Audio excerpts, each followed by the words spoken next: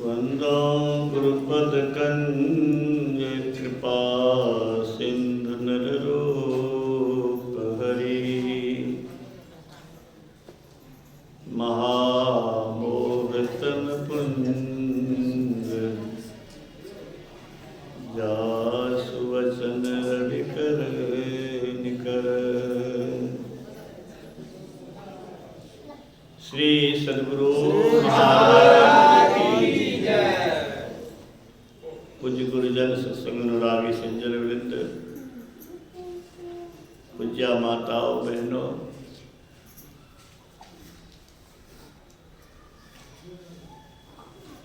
भक्ति की बड़ी महिमा,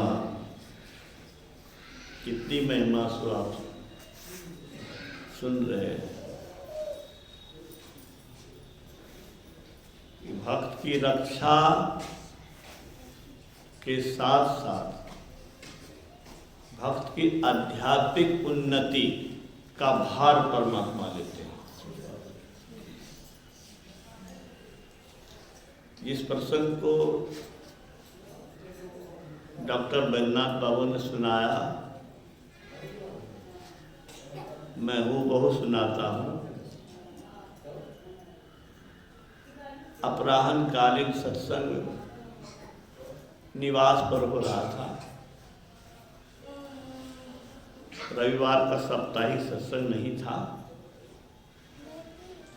मैं किसी अवकाश के समय गुरु महाराज के पास गया था दर्शनार्थ।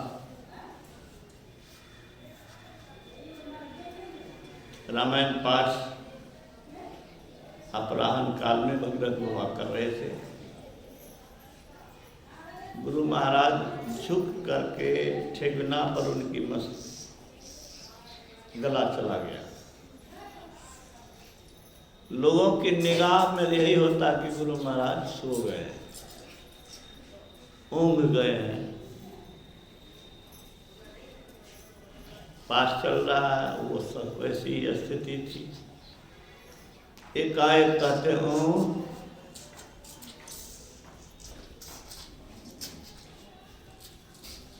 के मन की कालों से फिर कहा, यही समझा भगीरथ बाबा ने और कहा कि हुजूर एमे भगवान राम कहे छे,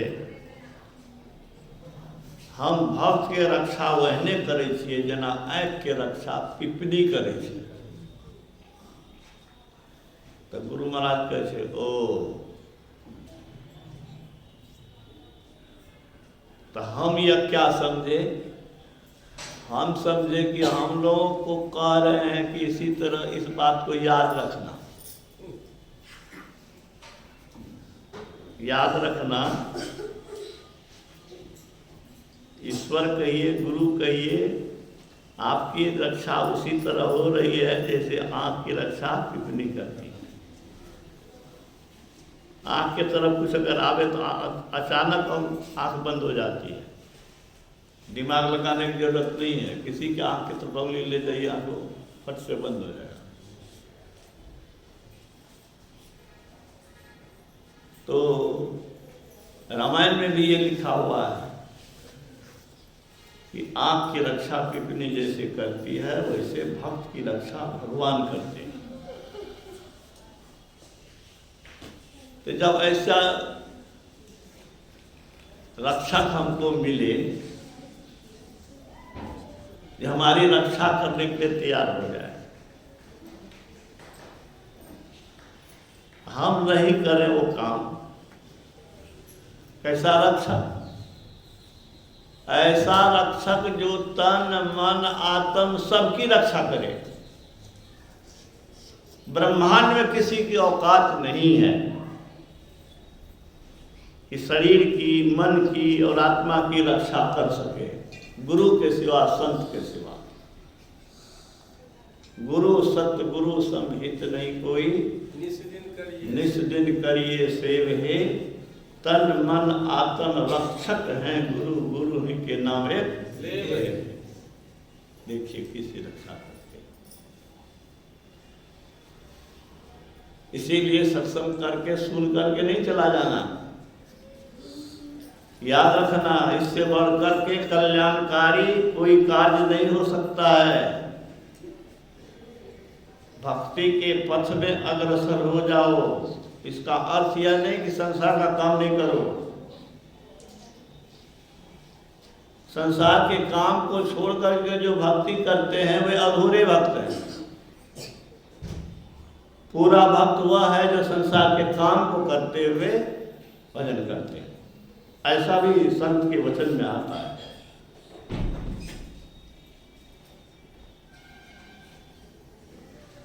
गुरु गोविंद सिंह के शिष्य की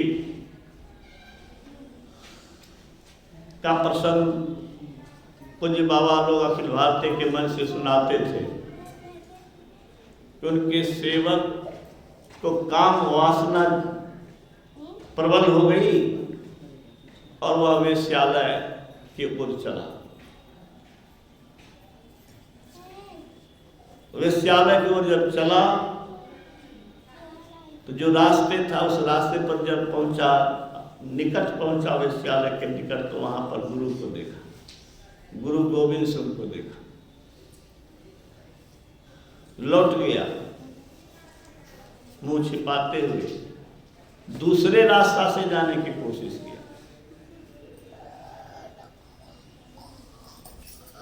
तीसरे रास्ते से कोशिश किया, लेकिन जहां जिस रास्ते से जाए उस रास्ते पर ही गुरु गोविंद सिंह नजर आए। लौट करके चला आया। लौट के चला आया तो देखते हैं क्या कि सूर्योदय हो गया है, लेकिन गुरु गोविंद सिंह सोए हुए। वो भी सो गया। जब सो के उठे गुरु गोविंद सिंह तो एक गया गुरुदेव के पास। गुरु गोविंद सिंह से कहा कि आज बहुत देर तक सोए। कहा तुम रात में सोने कहाँ दिया? रात में तू सोने कहाँ दिया? तो वेश्यालय के निकट जाकर के व्यभिचारी बनता, वो पापी बनता, भक्ति पथ से गिर जाता। इसके लिए गुरु गोविंद सिंह गुरु वहां पर जग करके उसका पहरा किया। गुरु अंतर्गामी होते हैं, गुरु रक्षा करते हैं। वही आपने सुना अभी पाठ में कि भगवान राम साप को स्वीकार कर लिया। देवर्षि नारद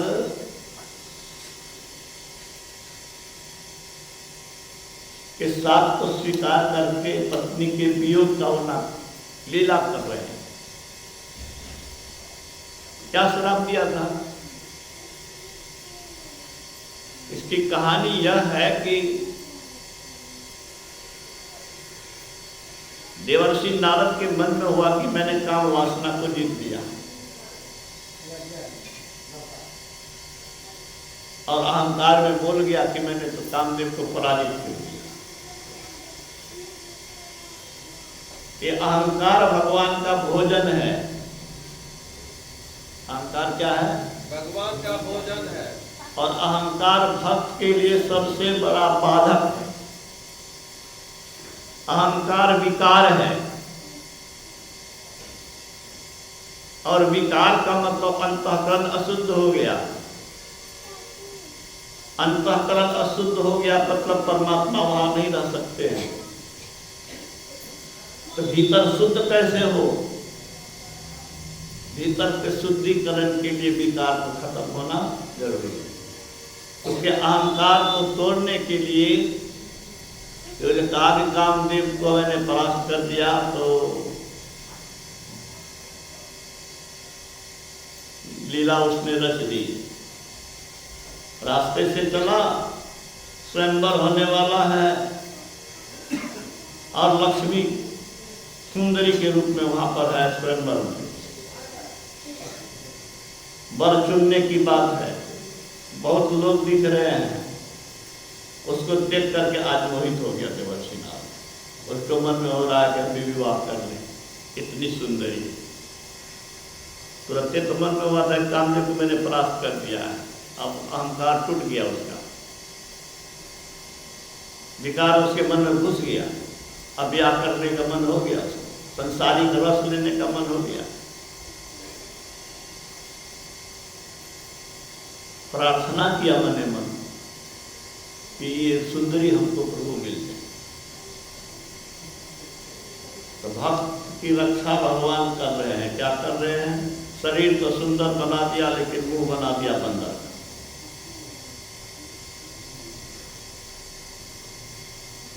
किसी ने कह दिया कि बार बार तुम आगे आगे जाते हो, अपना मुंह जरा दर्पण में देख लो। तो दर्पण में देखा, क्या देखा? मुंह बंदर का है। बड़े कुपित हुए भगवान पर, हमको बंदर का मुंह बना दिया। जैसे मैं पत्नी के लिए व्याकुल हुआ हूं, वैसे आप भी व्याकुल होंगे और उस समय मैं ही आपको मिलवाऊंगा। तो वही देवर्षि नारद हनुमान बने हैं और भगवान विष्णु जो है सो भगवान राम बने हैं और माता लक्ष्मी सीता बने।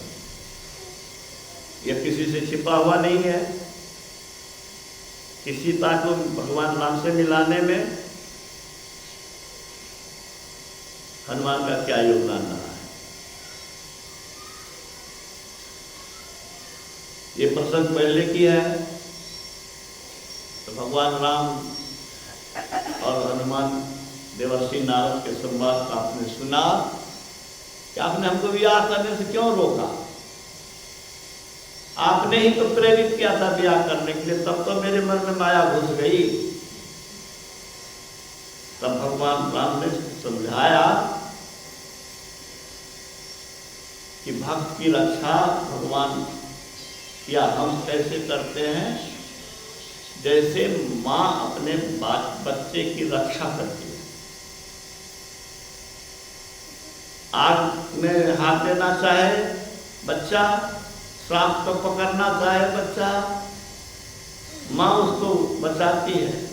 बच्चे को तो अबोध होता है। जिसके घर में बच्चा है वो हर पल पल उस पर ध्यान रखता है तो कोई गलत काम न करते। बच्चे में हुआ तो कचिए भोग दिया। हमारे सालों के लड़का को बच्चा कचिए भोग दिया, अंधे रह गया जीवन।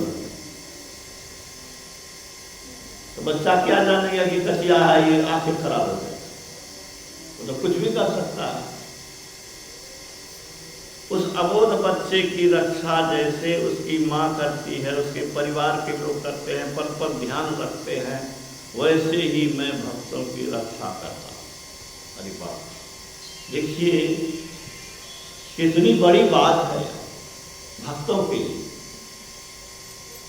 कितने सुकून की बात है, कितनी निश्चिंतता की बात है, कितने कल्याण की बात है कि हम भक्ति कर रहे हैं और हमारी रक्षा करने के लिए भगवान स्वयं आ रहे हैं।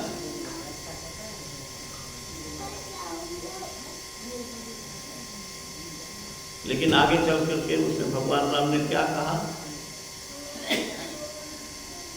प्रौढ़ भय पर तेहि सुत माता, प्रीति करे नहीं पाछिल बाता। ये भी पाठ में भी सुना हुआ। बच्चा जब सयाना हो जाता है तब माँ उस तरह से देख रेख नहीं करती है। तो ज्ञानी भक्त मेरे लिए वैसा ही है। जो निरभिमानी भक्त है, समर्पित भक्त है, वो बच्चा के समान।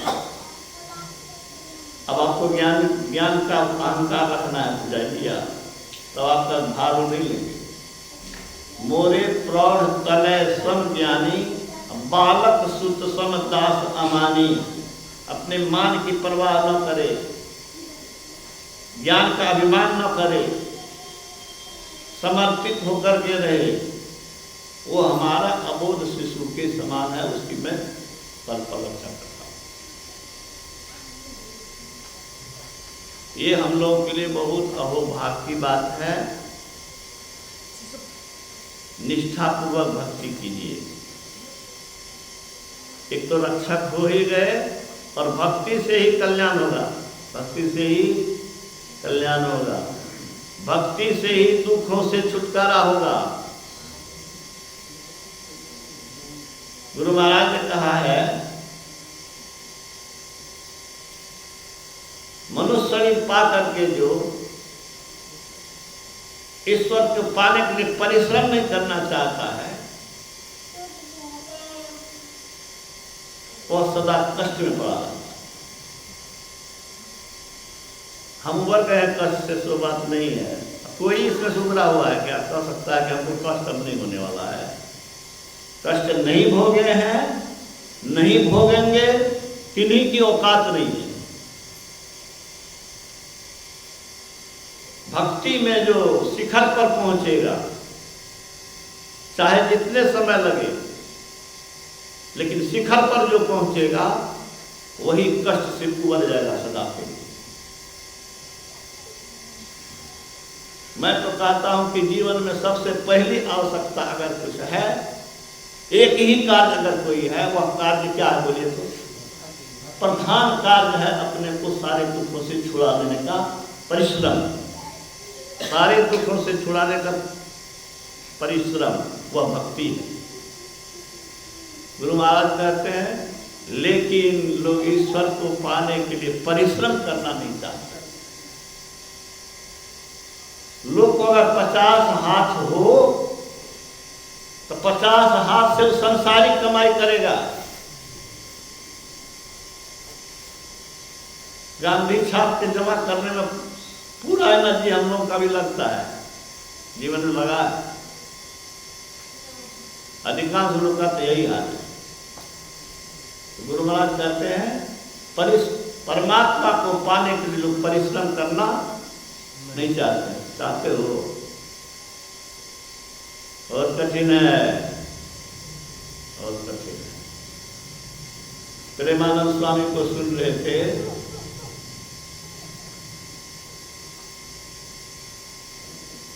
मिश्री के कुछ दाने खा करके रात बिताए, भोजन नहीं। किसको कहते हैं भोजन? कहाँ सोएंगे इसका ठिकाना नहीं। बिना मूल्य चुकाए कोई वस्तु के अधिकारी आप नहीं बन सकते हैं, स्वामी नहीं बन सकते। जमीन खरीदना है तो लाखों रुपए चाहिए मधेपुरा। और भक्ति के अधिकारी बनना चाहते हैं, भक्त बनना चाहते हैं, तो उसके लिए कीमत चुकानी होगी। क्या कीमत है? तन और मन के कष्टों की परवाह न करे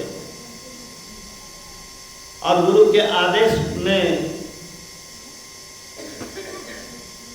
साधना में रत रहे। यही है उसका मूल्य। गुरु महाराज कहते हैं प्रत्येक सत्संगी को तप करना चाहिए। तप करना चाहिए। तब क्या है? तन और मन के सुख का त्याग करना ही। तन और मन के सुख का त्याग करना। गुरु महाराज कहते हैं विष खाने से मृत्यु होती है, विष खाने से मृत्यु होती है, लेकिन वैद्य के बताई युक्ति से विष का सेवन किया जाए तो वह औषधि का काम करता है। ये संसार का रस जो है वह विष है। संसार का रस क्या है? विष है। विष है। लेकिन गुरु की बताई युक्ति से यदि इसका सेवन करेंगे तो यह विष औषधि का काम करेगा। इसीलिए गुरु संत लोग क्या कहते हैं? संत लोग मित भोगी होते हैं।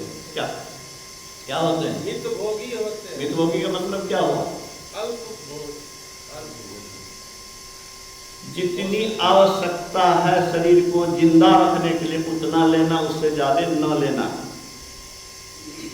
खूब अच्छा खाने में लगा तो तक खा लिए,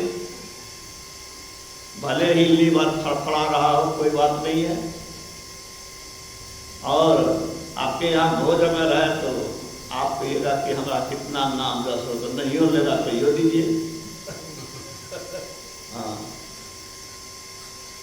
चाहे घर पर जाके फड़फड़ाते रहे, पेट झड़ी हो जाए, अजीर्ण हो जाए, गैस बन जाए, उसका ध्यान साधना खत्म हो जाए, कोई बात नहीं है।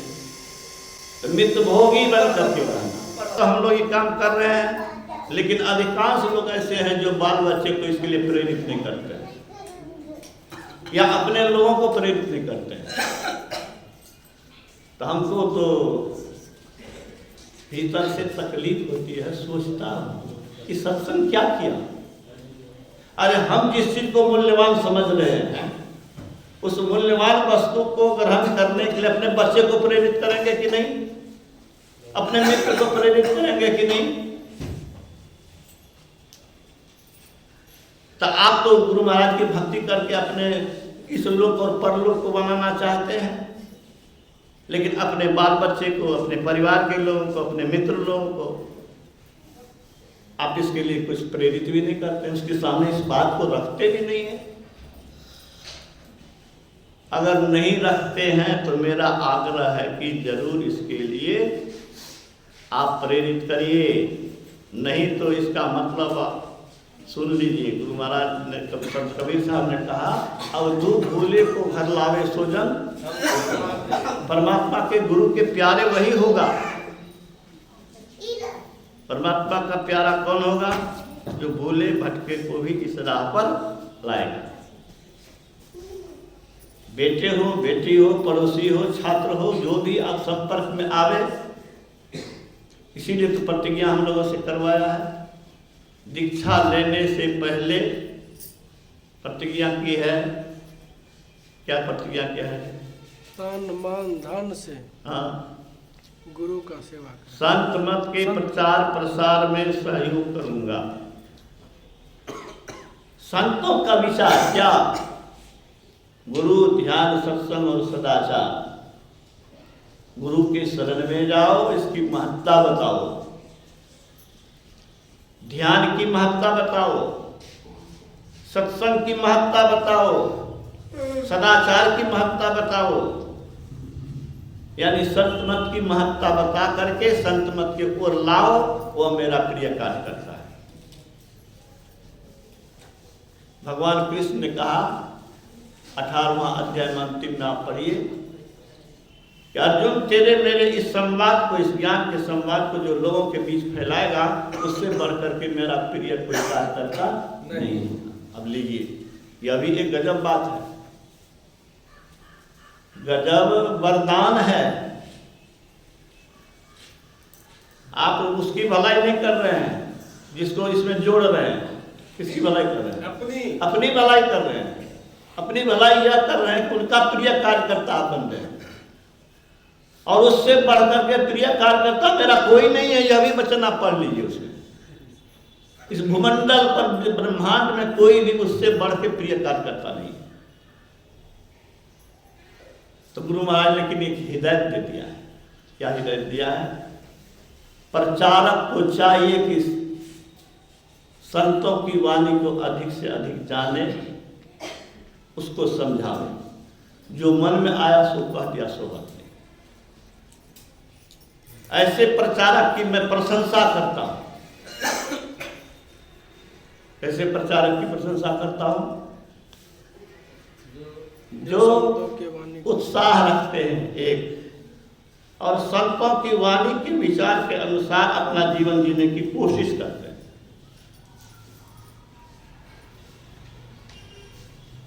जितने सत्संगी हैं सब जानते हैं, गुरु महाराज कहते हैं कि मेरा प्रवचन, मेरा सत्संग वैसे है जैसे वायु के बिना सांस नहीं चलती, वैसे ही संतों की वाणी के बिना हमारा सत्संग नहीं चलता। हवा नहीं तो सांस नहीं, हवा नहीं, सांस क्या लीजिएगा? और संतों की वाणी नहीं तो प्रवचन नहीं, सत्संग नहीं। और उस संतों की वाणी को अधिक से अधिक जाने, पढ़ें और लोगों को समझावें, क्योंकि ये संत मत का सत्संग है। मतलब कि संतों की वाणी जानिए और लोगों को जनाइए। तो प्रचारक के लिए यह है और साधक के लिए यह है कि हरदम रटो, कभी ना हटो, तो ही छिड़ेगा ना काल। सब मिल कहो, जपते रहो, बने रहो खुशहाल। बेटो कला का सत्संग करा, जप करा, स्तुति करा, सब मिल कहो, ये नहीं अकेले करो। अब बेटा नहीं है करेगा, आपके कहने का असर नहीं हो रहा, आप क्या कीजिएगा? लेकिन आप प्रेरित अगर नहीं करते हैं तो आप दोषी हैं। हम लोग को माँ बाप का दायित्व बनता है कि बच्चे को उचित मार्गदर्शन करें, कल्याण के रास्ते पर चलने के लिए प्रेरित करें। शारीरिक विकास, मानसिक विकास, बौद्धिक विकास और आध्यात्मिक विकास का दायित्व माँ और बाप और गार्जियन पर है। शरीर कैसे उसका सबल रहे, सतेज रहे, उसका मन कैसे मजबूत हो, संसार का आकर्षण हिला न सके, बुद्धि उसकी कैसे विकसित हो और उसकी रूहानी आध्यात्मिक तरक्की कैसे हो। मैं समझता हूं कि हर एक माँ बाप का ये दायित्व बनता है। तो हम लोग प्रभु के प्यारे बने, प्रभु के छत्र छाया में जीवन जिए। गुरु महाराज ने कहा, जैसे सुयोग्य राजा की छत्र छाया में प्रजा आराम से रहती है। क्या कहा? जैसे सुयोग राजा की छत्र छाया में प्रजा आराम से रहती है। हम सबको चाहिए कि भक्ति की छत्र रूपी माता की छत्र छाया है, या भक्ति रूपी राजा की छत्र छाया आराम से रहे। तो भक्ति बहुत आवश्यक चीज है। भक्ति से क्या मिलेगी? सारे दुखों से मुक्ति, आवागमन से मुक्ति, निश्चिंता, निर्भयता, ईश्वरत्व। इस रास्ते पर अपने तो चलिए ही, सबको प्रेरित करिए, कल्याण हो। मैं आयोजक महोदय को धन्यवाद देता हूं कि आपने इस श्रद्धा रखी, गुरु की कृपा को कृतज्ञ बने। उन्होंने कृपा की तो हम उनका गुणगान करें, ये मेरा धर्म है। गुरु महाराज ने कहा कि उपकारक के उपकार को न माने वह कृतज्ञ है। आपके ऊपर कृपा हो गई, दुखों से छुटकारा हुआ, या कोई बड़ा काम में सिद्धि शक्ति मिल गई, सफलता मिली, बड़ा प्रयोजन आपका सिद्ध हो गया। आप उनके नाम पर कम से कम उनका दरबार तो लगा दीजिए, उनके ज्ञान को फैला तो दीजिए। हम सबको चाहिए कि गुरु की कृपा जब कभी महसूस हो तो एक विशेष आयोजन करके गुरु ज्ञान का फैलाने का काम करें। तो फैलाने का काम आपने किया है, दंपत्ति मिल करके। मैं आपको बधाई देता हूँ। इसी तरह जब कभी गुरु कृपा महसूस हो वैसे भी करना चाहिए। और विशेष कृपा पर तो समझिए ऋण हो गया। आपका किसी ने उपकार कर दिया तो ऋण हो गया। ये गुरु की विशेष कृपा हुई है तो विशेष ऋण हो गया। विशेष ऋण से ऋण होने के लिए सत्संग का आयोजन कर दीजिए, उनका दरबार लगाइए। श्री सद्गुरु महाराज।